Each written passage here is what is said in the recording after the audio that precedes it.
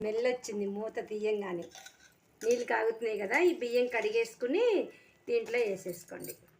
నేను వీటిని ఏమి నానబెట్టలేదండి, డైరెక్ట్ ఫ్రిడ్జ్లో నుంచి తీసి దీంట్లో కడిగేసి వేసేసుకుంటున్నాను అంతే.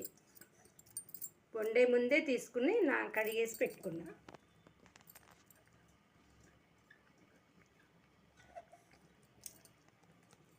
ఒకసారి చక్కగా కలిపేసుకోండి. కలిపేసి మళ్ళీ మూత పెట్టేయండి.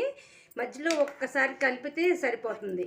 నేను మీకు అయిపోయినాక తీసి చూపిస్తాను. ఇప్పుడు ఇలా కలిపేసుకున్నాను కదా, ఒక 2-3 మినిట్స్ ఉన్నాక మళ్ళీ ఒకసారి కలుపుకుంటే ఇక కంప్లీట్ అయిపోతుంది. మనం ప్లేట్లో పెట్టేసుకోవటం. ఇక ఈలోపు మనం రైతా చేద్దాం.